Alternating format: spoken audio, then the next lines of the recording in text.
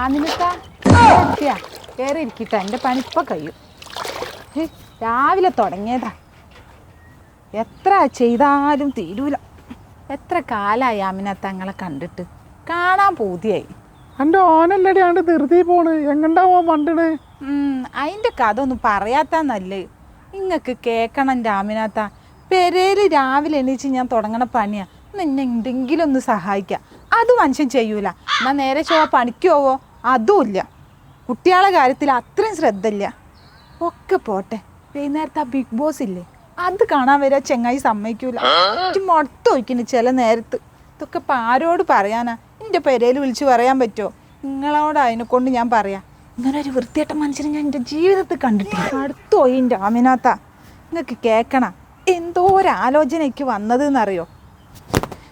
പൈസക്കാർ വന്ന്, ജോലിക്കാർ വന്ന്, നിങ്ങളോട് പറയാൻ ഗവൺമെൻറ് ഉദ്യോഗസ്ഥന്മാർ വരെ വന്ന്. എന്നിട്ടോ ഞാൻ പെട്ടത് ഈ ചെങ്ങായിൻ്റെ വലയിലല്ലേ. ഒക്കെ പോട്ടെ, നല്ല നല്ല സിനിമാ നടന്മാർ വരെ എന്നെ കല്യാണം ആലോചിച്ച് വന്നതാ. എൻ്റെ വിധി അല്ല അപ്പം എന്താ ഞാൻ പറയാം. അടുത്തോയി എൻ്റെ ആമിനാത്ത, എനിക്ക് വജ്ജ.